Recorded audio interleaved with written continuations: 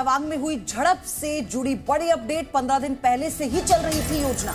तवांग पर चीन पहले से कर रहा था प्लानिंग और भारत ने चीन की साजिश को नाकाम कर दिया। तो ये बड़ा अपडेट, 15 दिन पहले से ही ये पूरी योजना चल रही थी, लेकिन चीन की चाल को यहां भारत ने एक बार फिर से फेल कर दिया है।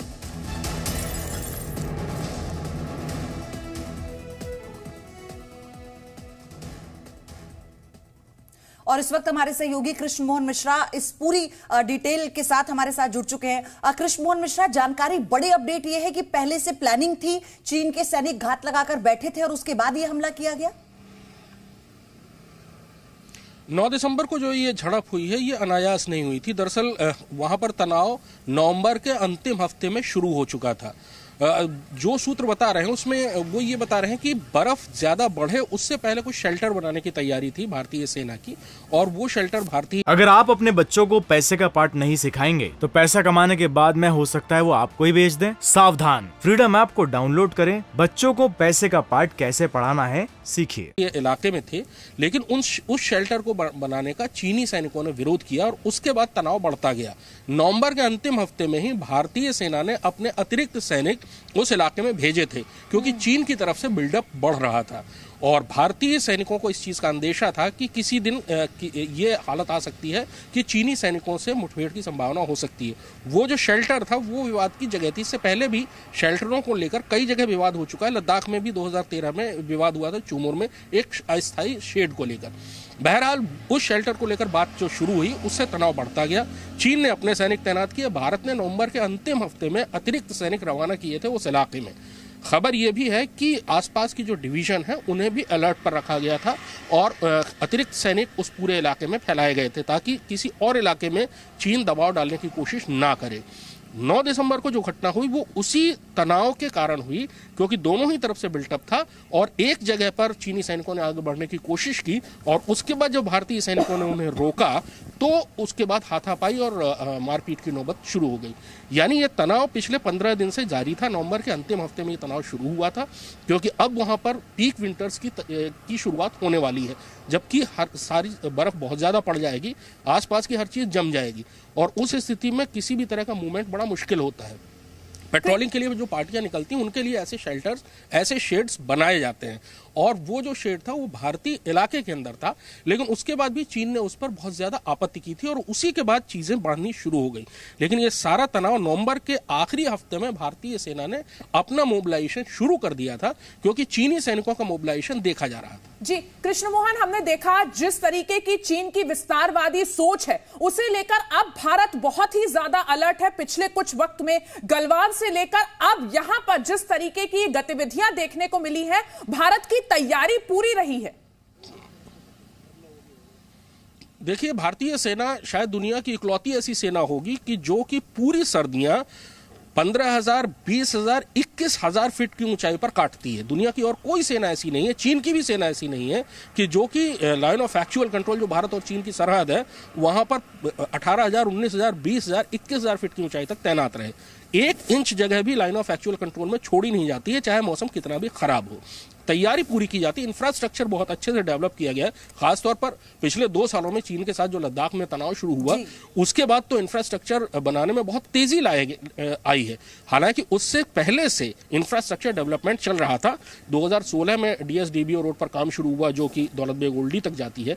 इस तरह हर जगह अगर आप देखें तो लद्दाख से लेकर अरुणाचल प्रदेश तक सड़कें बनाई जा रही हैं, पुल बनाए जा रहे हैं, टनल बनाई जा रही हैं। इन तीनों ही चीजों की जरूरत पहाड़ की लड़ाई में बहुत ज्यादा पड़ती है। सड़कों को चौड़ा किया जा रहा है। और अगला एक्शन क्या होता है, किस तरह की और रणनीति बनाई जाती है, इस पर भी नजर रहेगी।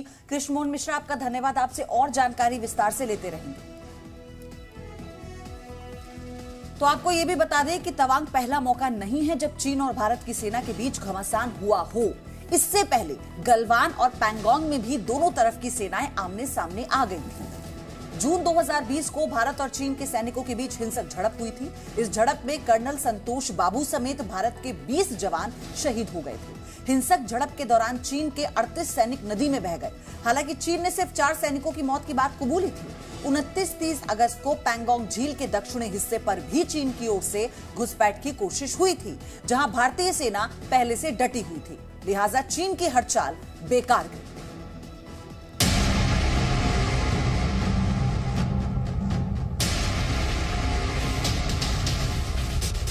भारत और चीन के बीच सीमा विवाद वैसे तो काफी पुराना है, लेकिन बीते कुछ साल से भारतीय सेना ने कई बार चीन की चाल को न सिर्फ नाकामयाब किया बल्कि उसे हर मोर्चे पर मुंहतोड़ जवाब भी दिया। तवांग बस इस पूरे विवाद में कहानी का नया चैप्टर है। इससे पहले 2 बार भारत ने चीन की हरकतों का करारा जवाब दिया। हालांकि चीन की धोखेबाजी का खामियाजा देश के कुछ सपूतों को जान देकर चुकाना पड़ा। करीब 2.5 साल पहले गलवान में गतिरोध के दौरान भारतीय सैनिकों पर हमले की घिनौनी कोशिश की गई थी। रक्षा मंत्रालय के मुताबिक चीन ने गलवान में अपरंपरागत हथियारों का इस्तेमाल किया था। LAC के इस पार भारतीय इलाके में पेट्रोलिंग पॉइंट 14 के पास भारतीय सैनिक चीन की सेना के टेंट हटवाने के लिए पहुंचे थे। इस दौरान चीनी सैनिकों ने पत्थर से हमला कर दिया। उन्होंने कटीले तार लगे डंडों, लोहे की छड़ों और लाठियों से हमला किया। इसके बाद भारतीय सैनिकों ने भी जवाबी कार्रवाई की। दोनों के बीच हिंसक झड़प हुई। इस झड़प में कर्नल संतोष बाबू समेत भारत के 20 जवान शहीद हो गए थे। झड़प के दौरान चीन के 38 सैनिक नदी में बह गए थे। हालांकि चीन ने सिर्फ 4 सैनिकों की मौत की बात कबूली थी। गलवान की घिनौनी हरकत के बाद पैंगोंग झील पर भी चीन ने एक बार फिर वही चाल चलने की तैयारी की थी। 29-30 अगस्त 2020 की रात चीनी सेना ने पूर्वी लद्दाख में घुसपैठ की हिमाकत की। ये इलाका पैंगोंग झील का दक्षिणी हिस्सा था। भारतीय सेना यहां पहले से डटी थी, लिहाजा चीन की हर चाल बेकार हो गई। भारतीय सैनिकों ने चीन की टुकड़ी को पीछे जाने पर मजबूर कर दिया। अब चीन बातचीत की टेबल पर आ गया है और भारतीय सेना को विवादित पॉइंट से हटाने की मांग कर रहा है, लेकिन भारत राजी नहीं है।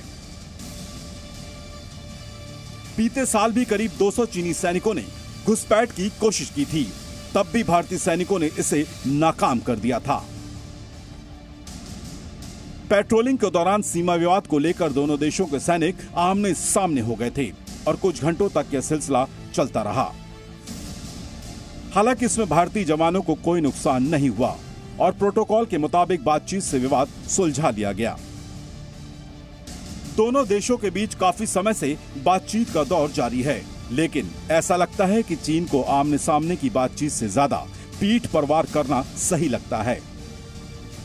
अगर आप अपने बच्चों को पैसे का पार्ट नहीं सिखाएंगे तो पैसा कमाने के बाद में हो सकता है वो आपको ही बेच दें। सावधान, फ्रीडम ऐप को डाउनलोड करें। बच्चों को पैसे का पार्ट कैसे पढ़ाना है सीखिए।